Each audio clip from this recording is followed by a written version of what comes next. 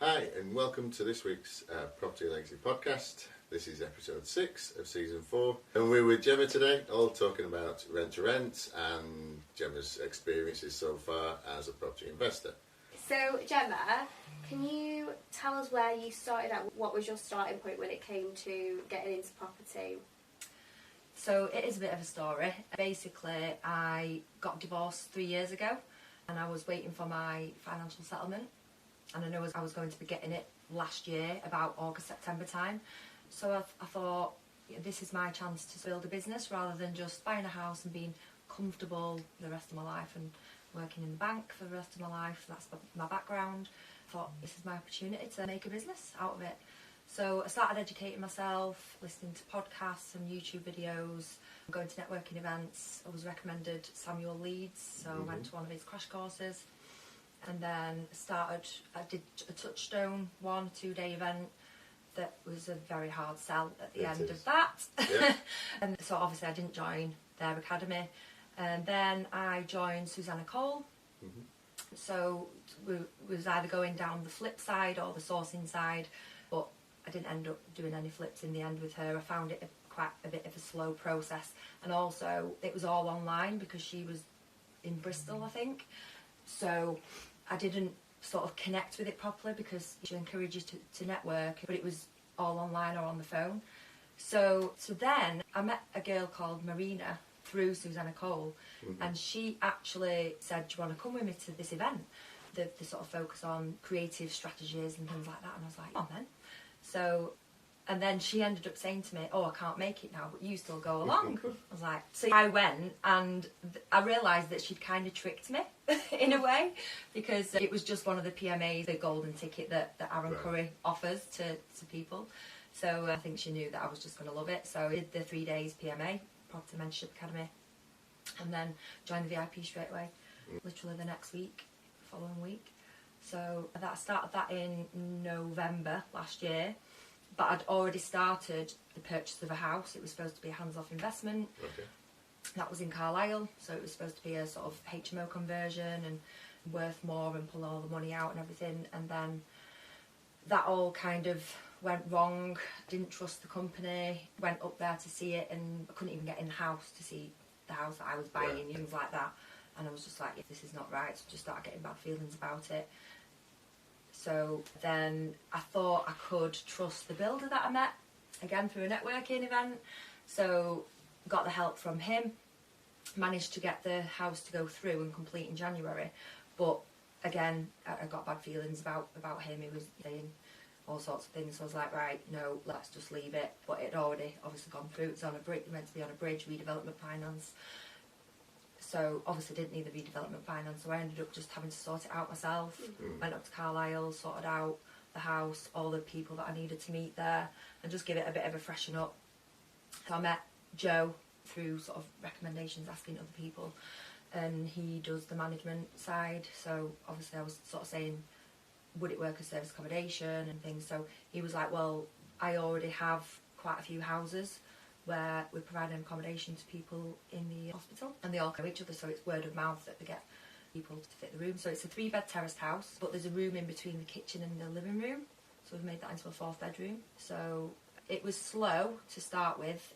Income started coming in I think April, but most months it's been gross about £2,000 a month coming in. Good. Amazing. So it was a relief when it started coming in.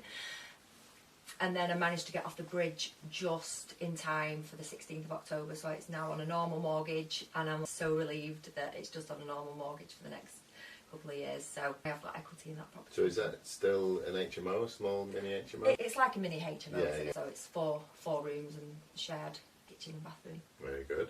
The good thing about that is you listen to your feelings about it and then just keep plodding going at it. Absolutely. Because a lot of the time you have to listen to yourself as much as you possibly can, because quite often we try so hard to get something through no matter what, and it can then become the worst thing ever. So listening to the worries and concerns helps you. That's definitely one of the things that I've learned is listen to your gut. If it doesn't feel right, don't do it. This is definitely it. And what you found with all the training providers is, one, there's loads of them. Mm-hmm. They've got to fit you and your personality. So if you go and speak to Stephen Green, he's more of an army background, so he's very forward, where Samuel Lees is more of the younger audience. Touchstone with their sales team that seem to get more persuasive as time goes on, shall we say.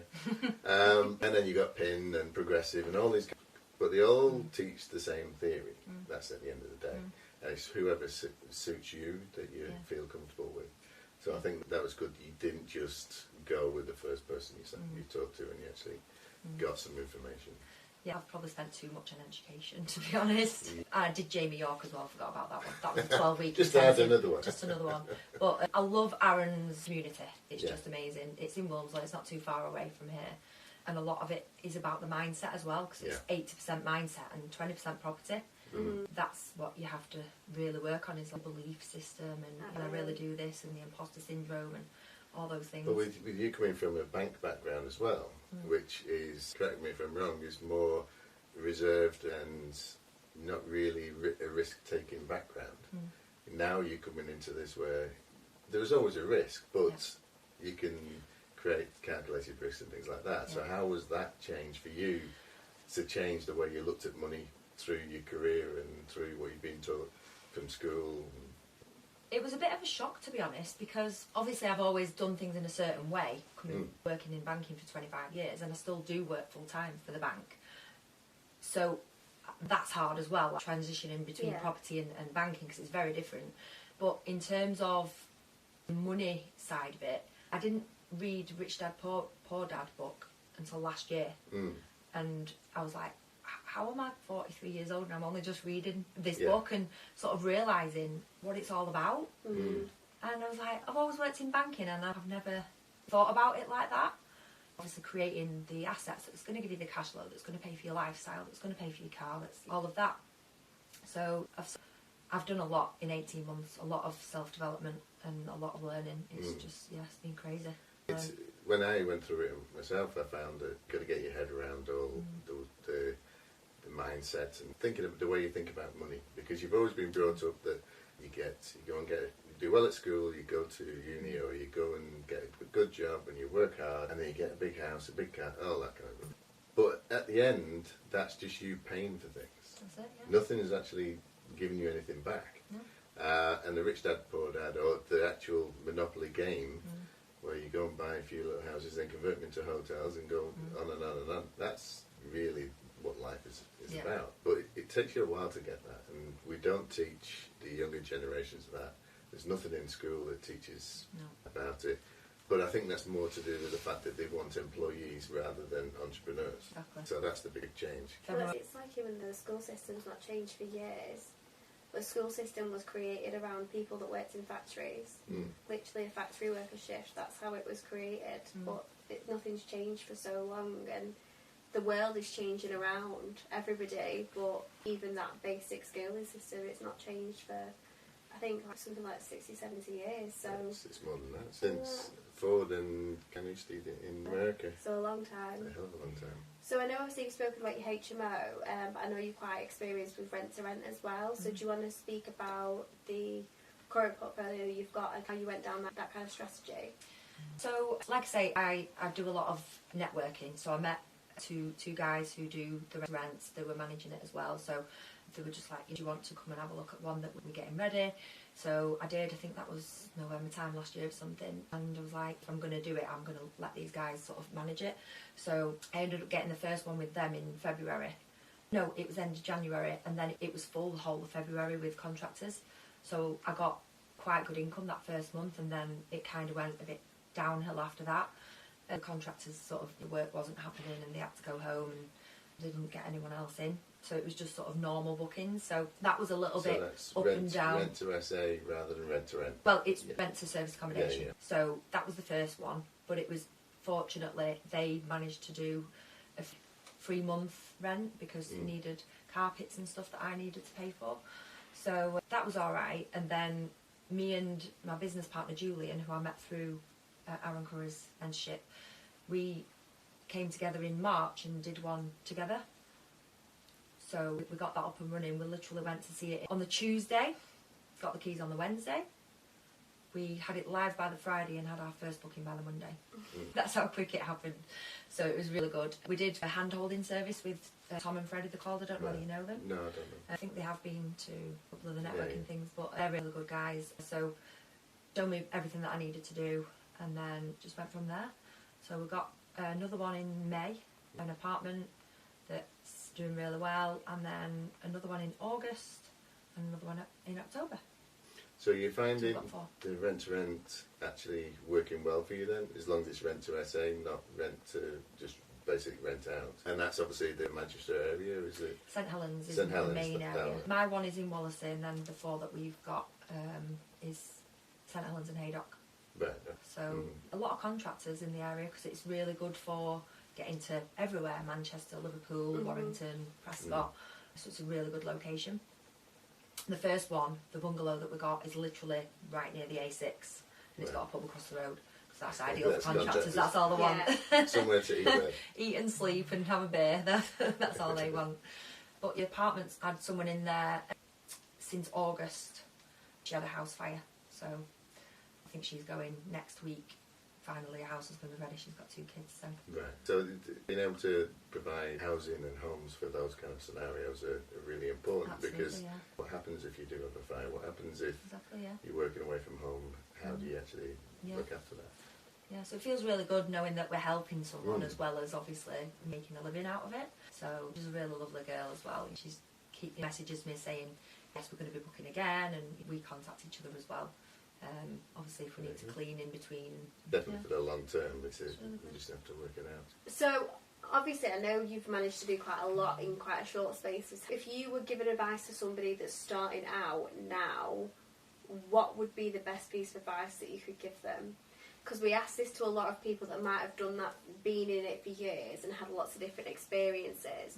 But there are people that are starting out new who might look at someone like yourself and go, she's achieved so much in such a short space of time. That's what I want. So what would be the advice that you would give to them if it was literally their starting point? They had no idea what to do first. I would definitely say education as a first thing. Educate yourself. It's hard for me to sort of say one specific education thing because obviously I've done so many. Or get a mentor. But if I was going to go back, I might have just got a mentor. But then things happen for a reason. I've met my business partner through that. But I would definitely say education, consistency, and you do have to sacrifice a lot as well.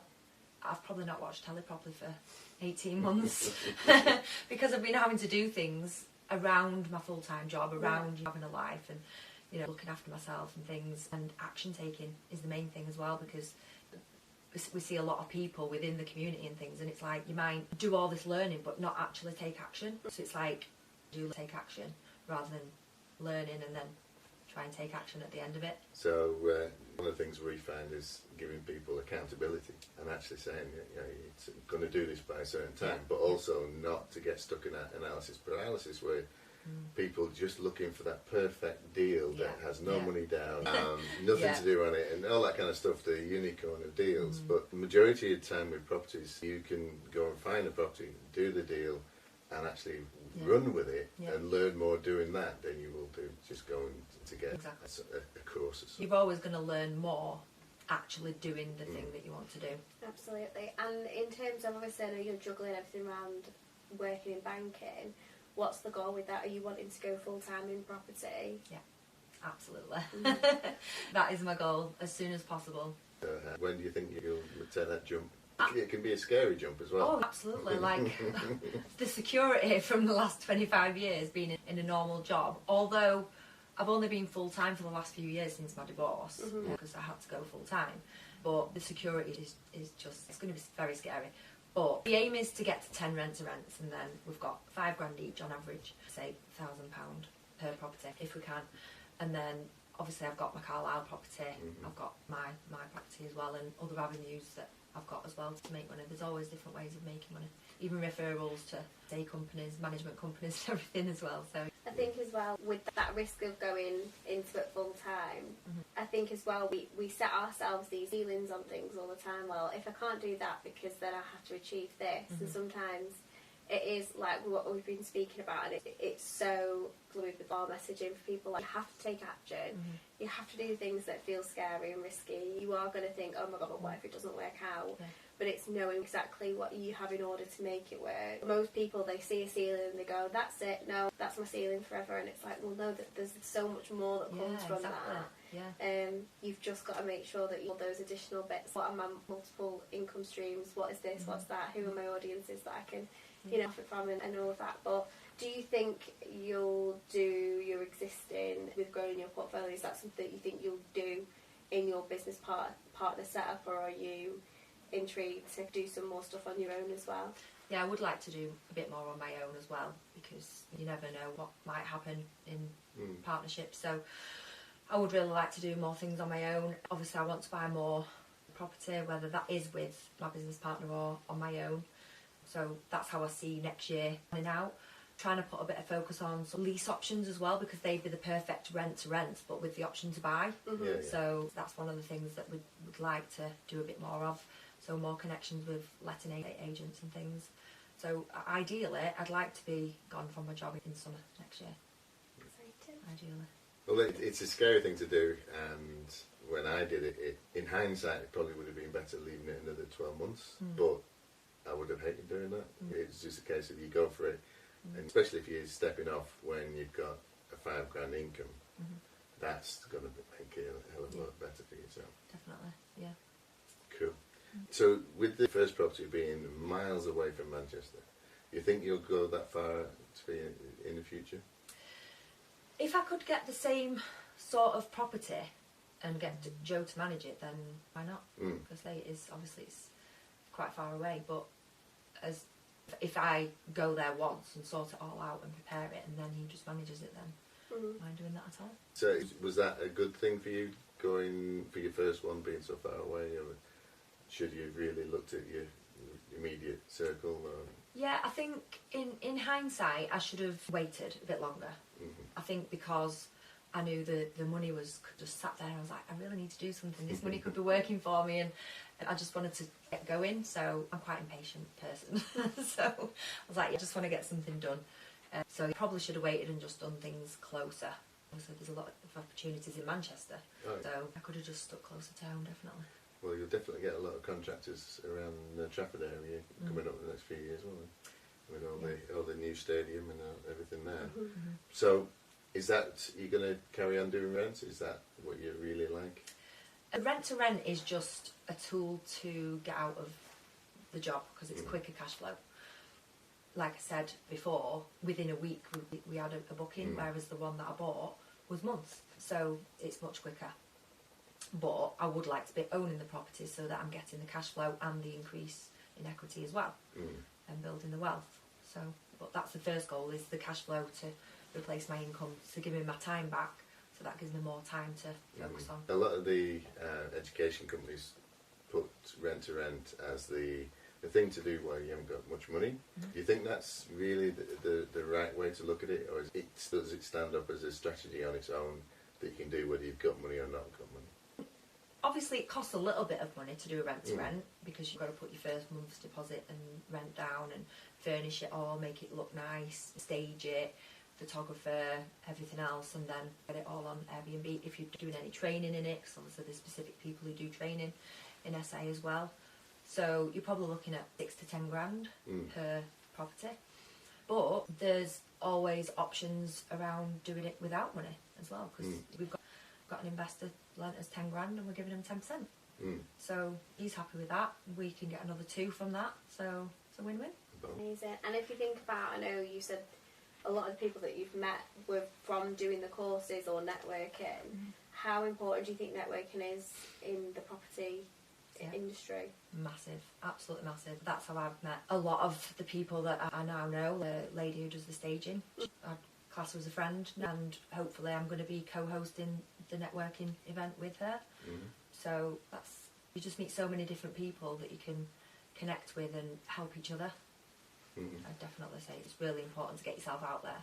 I know it's difficult for some people because they don't feel like that extrovert person, or walking into a room by yourself for the first time is quite scary, but you've just got to go out of the comfort zone. I think it's essential as well, because what you'll always find when you go networking is you'll always meet people that are further on than you, but you'll always meet people that are earlier on than you, and actually you then become that person that you needed the first time you went networking.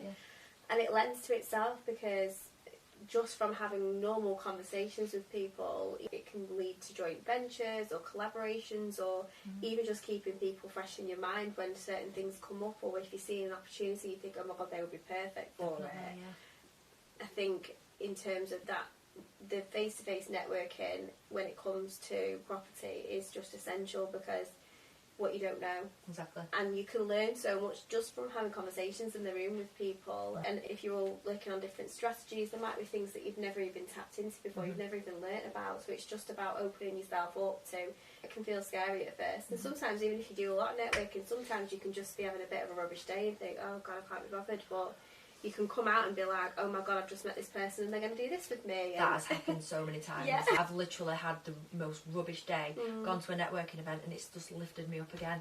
It's just, it's so good. And one of the ones that I met at Property in Poppadoms, that's how I got one of the rents.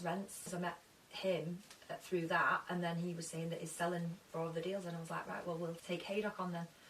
So it's just being in the right place at the right time, isn't it? So over probably the last 5 or 6 years, it's kind of equalised the men to women kind of feel in property, which is really good that we get a lot more women involved. So does that make it easier, do you think, for people to come to meetings where it's not just a wall of guys there that ignoring everybody that hasn't got any money in? I always viewed it when I first went there that I knew nothing, had no money, and it gets...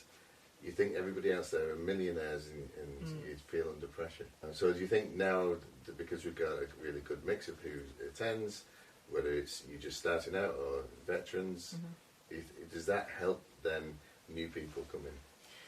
Yeah, I think it's, when I look back to when I first started networking and my view on it, I did think it was more of a male orientated space. But when I sort of went and I started doing more and going to more things, I actually realised that a lot more women were into it. But there is still that kind of stigma, I think, around women in property, but it has got a lot better. Day by day, I think it does get a lot better. I do think, because you don't have a lot of women in the trades, a lot of builders don't take on. So I've got 5 daughters and they're all in the property game. So when they talk to contractors, they don't always get the same feedback and the same respect, and that kind of understanding of, because they know exactly what they're doing, but they always seem to be, you're just a girl you don't know, which does wind them up quite a bit, doesn't it? I bet it does, yes. Ash, our tenant manager, she's quite clued up on how much things cost and what's what, so she's not very happy if people don't understand that either, is she? No. But it's all part of it. It's for our family, because it is mostly, I'm the odd one out. It's very much trying to get them into the business so that eventually I can sit back and not do anything. That's the whole point, isn't it? But the whole point of this education podcast is to get the information out there, to kind of bridge those gaps to people that may not have thought it was for them. Because you don't always need £100,000 in your back pocket to then go and network and go and get involved. No, absolutely not. I think that's the thing that I've obviously realised, is that there's so many different ways of making money through property that, but obviously I wouldn't have got into it if I hadn't have knew I had that money coming in, because I wouldn't have thought it was possible. I would have thought that you'd have needed quite a lot of money to get into it. Well, that's it. The first property I bought is £109,000, so not Manchester way, but Blackpool way. But it only cost £800 of my money. So it only cost £800 of my money because I got an investor, I got a mortgage company. So you can get involved in property with less than £1,000. And that property we still own now. So it's just getting that education out there that people can understand that you can do this at any age, because my mum's still invested in properties, and then we've got a student that's in his very early 20s. You don't have to just go along the lines of, oh, you've got to be in your as you're sort of going towards retirement to be in property.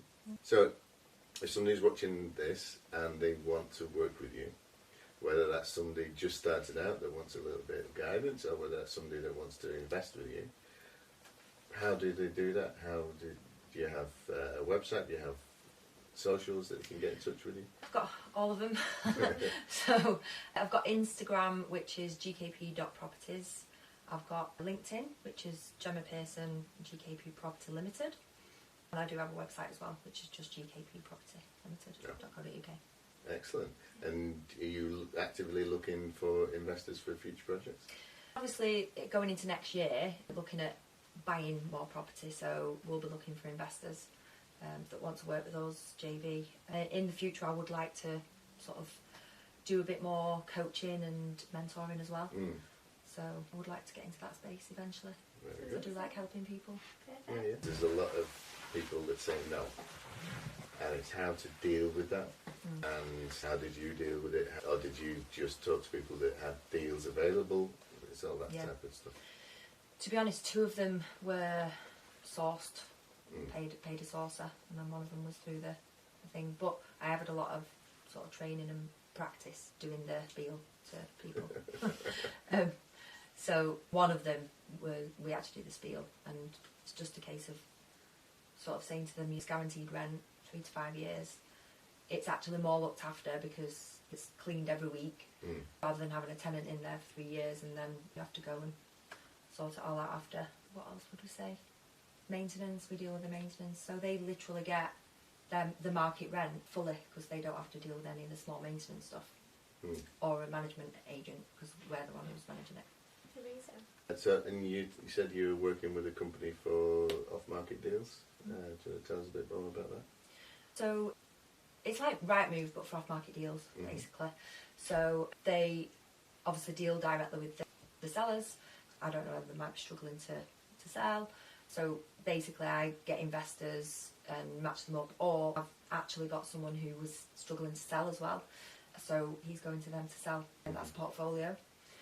So that's another way to make money as well. So any referrals I send over, I get paid for that as well. So could be refurbs, legals, lettings agents. Thank you so much for tuning in to this week's episode of the Property Legacy podcast. As always, you can find us on YouTube, Spotify and Apple Podcasts to listen or watch along, whatever works for you.